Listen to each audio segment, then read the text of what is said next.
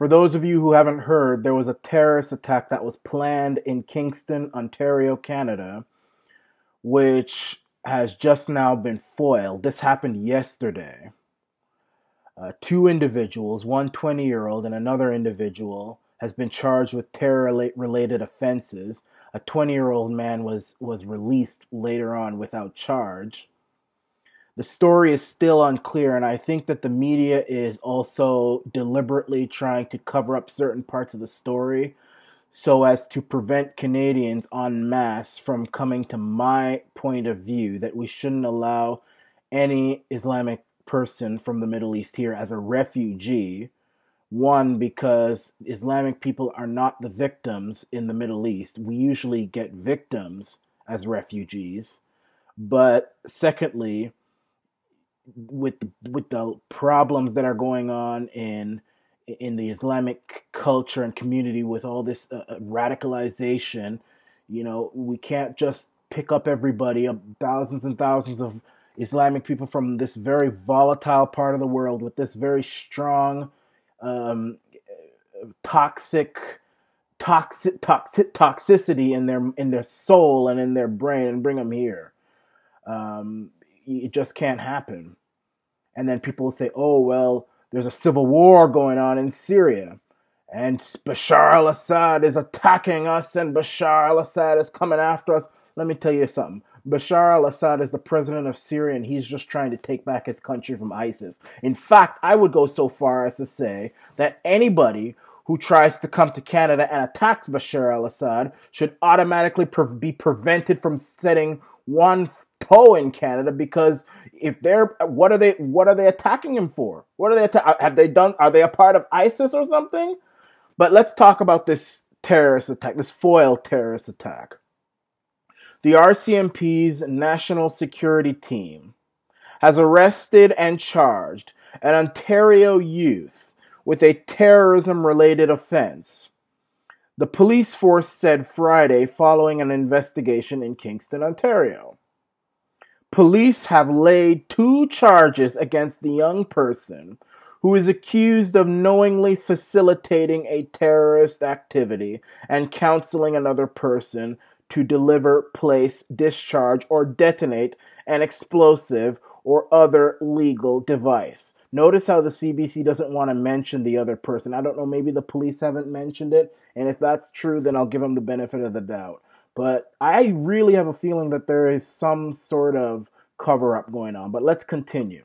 The identity of the accused has been withheld by police, so they say. So CBC says, we'll give them the benefit of the doubt for now, as the person is a minor and protected under the Youth Criminal Justice Act.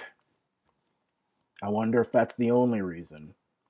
During a press conference Friday, the Royal Canadian Mounted Police said it received a credible tip from the U.S. Federal Bureau of Investigations in late December 2018 that there were individuals in Kingston planning a terrorist attack, which led to the police raids at two homes in the area Thursday. You know what's really annoying to me is the fact that we have a foreign country digging up information about what's going on in our country. I mean, imagine that the Federal Bureau of Investigation, the FBI, the American equivalent to the RCMP here, they're the ones who discovered this, and they're the ones who are giving us the tip. What's wrong with the RCMP? Why aren't they digging this up? This is happening in our country. So what happened if there was no America?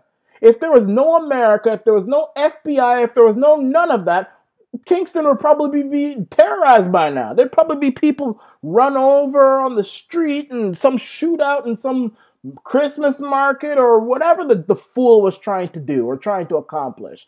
I mean, when one thing, I'll continue this article in a moment. Don't worry. Let me just say this for a second. You know what I notice when I go to America and come back to Canada?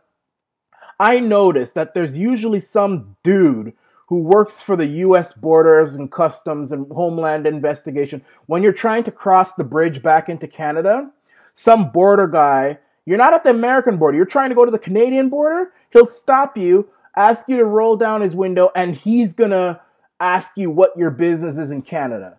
An American working for the Department of Homeland Security is asking a Canadian like me what my business is doing in Canada. Can you imagine that? I mean, that's what I keep saying, and people get angry with me for saying that. They say I'm not patriotic and this and that, but something is wrong with our country. There is something wrong with Canada. I mean, if it wasn't, it's like the Americans are the ones protecting us. We can't protect ourselves. I mean, we ought to thank the Americans. We ought to thank them, but I don't know what's going on. Let me continue with this, okay? During the press conference Friday, the RCMP said it received a credit. Okay, we saw that part. A source with knowledge of the investigation said the alleged terrorist activity involved a plan to use an explosive device. No specific target had yet been chosen. It had probably been some mall, some Christmas market, some LGBT club, something like that. It would have been one of those things, and then ISIS would have claimed responsibility. Took the train. I mean, it would have been one of those kind of things. Let's scroll down a little bit. Let's scroll down. There was no specific target, but there was an attack planned, RCMP Superintendent Peter Lambertucci told reporters. While an attack was considered imminent, the officer said there was no credible threat to the people of Kingston. Okay, that's the dumbest thing I ever heard. I mean, RCMP, I'm not going to give them the benefit of the doubt just because they wear a uniform. I don't do that. If you're wrong, you're wrong. You can't say that there was an imminent threat, but then now turn around and say that there was that there was no credible threat. If there was an imminent attack, they say the attack was imminent. The terrorists wanted to use bombs and all sorts of foolishness to attack people, and then now you turn around and say there was no imminent threat? Let me tell you, if it wasn't for America and the FBI, there would have been an attack because it was them who dug up the story. So don't come now and use this political correct BS trying to herd the sheep of this country who will probably believe it anyway. So I don't know why I'm getting myself all flustered up and try and make them feel, oh, there's nothing to worry about. Everything is safe. Let's keep bringing in more refugees, Islamic refugees. We can keep on going how we're going. There's no threat. Yeah, he was going to bomb. So he was going to bomb somebody. It hadn't been for America, he would have done it. But there was no threat. Don't give me any of that. And I don't know, I'm going to get some comment, oh, you're attacking police. Well, hey, if the police are wrong, I'm going to attack them, yes.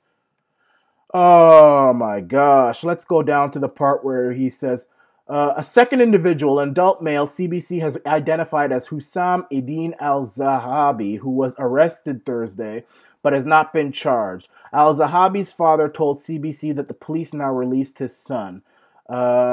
It also says that they're from Syria. They came here. Where does it say that? Where is there now? Where? I just want to skip down. This is just a lot of other, same old thing they say. Okay. His family originated from Syria and has been living in Canada since 2017. Doesn't mention whether they're refugees or not, according to a bulletin posted to the website of a Kingston area Catholic church detailing the journey of the Al-Zahabi family. An ecumenical group of churches helped bring them to Canada through the private sponsorship refugee program in 2017.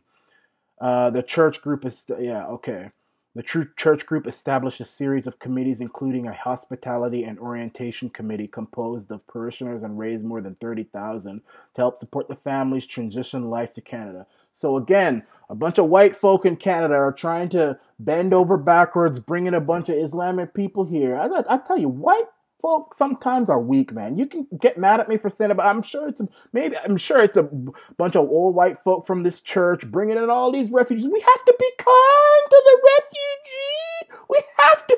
Don't say anything. Don't say anything, eh? Don't say anything about them. And Trudeau is so nice and tolerable. Don't say anything. And then you see, and this is what they're planning. You bring them here, and they'd have probably shot up that same church that tried to bring them there. Who wants to bet that's what would have happened? Al-Sababi said he and his family came to Canada to be liberated and to avoid being sent back to Syria, which is still in the throes of a multi-year bloody civil war by and whatever. I want to save my family from the Assad regime, he said, referring to Syrian President Bashar al-Assad, who's accused of perpetrating war crimes. Okay, I'm done with this article now. It's time to bring all these Syrians and all these people who are here as refugees. It's time for them to go. It's time for them to go.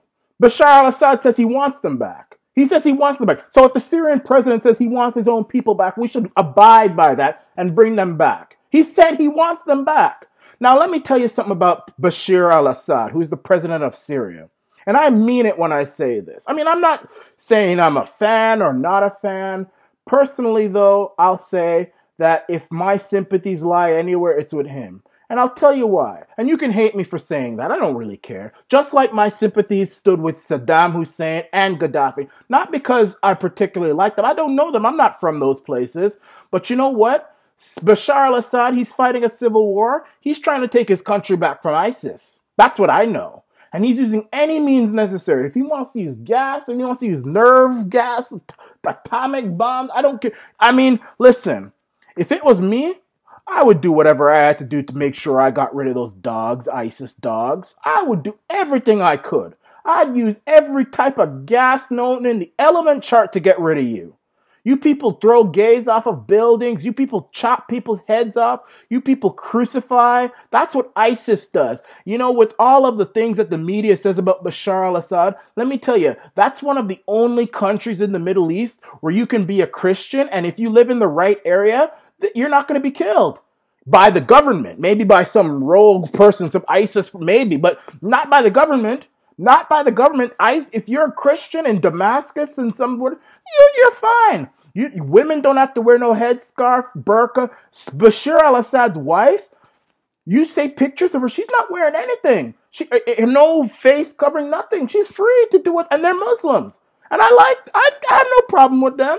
I have no problem with them. I know plenty of Syrians who I used to go to school with and work with their women. They don't wear any of that foolish. They don't have to. They weren't raised that way.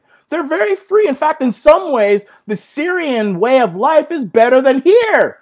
I mean, when maybe not Canada, but like America. Hey, Syria has free healthcare. The Syrian government takes care of its people very well too. Beautiful streets, cafes, until ISIS blew it up. I mean, so I say that anybody who comes to Canada and criticizes Bashar al-Assad, we should either turn them right back or keep a close eye on them. I say turn them back. Because what are you criticizing him for? You calling him a dictator and all this stuff. You know, until ISIS showed up, Syria was okay, dictator. He's a dictator. I think Justin the Longer and Mac Daddy Trudeau's a dictator. I think he's a dictator. So what's the difference between the Mac Daddy, the son of Satan, Justin Trudeau, and Bashar al-Assad? He's a dictator. He's trying to tell summer groups they should be pro-choice or they're not going to get funding and all this sort of stuff. M103. That's what dictators do. That's what dictators do. But the main point of this thing is that we're not safe with these individuals coming here. We obviously don't vet them properly. And if it hadn't been for America, who we love to criticize in this country with our fool selves, Kingston, there'd be a bunch of dead Kingstonians right now. So I say, all these Syrian refugees, the war is almost done. Bashar al-Assad has almost gotten rid of all these ISIS people in his country. Send them back. Send them back. All of these refugees, send them all back. And you know, you can say, oh, you're racist against Muslims. You're racist against Islam. I love Malcolm X. I love him. And he was a Muslim. He fought against Muslim extremism and he got killed for it. But I love him. He's a Muslim. And I also think that, you know, we should give the right to the BDS movement to protest against Israel. I support freedom for Palestine and all that stuff. So you can't say I hate Muslims. But I'm for common sense. And right now there's a problem with the Islamic religion and the community. We have to be harsh with it. But I say send them back. This is the Arana Nation. Stay safe, everybody.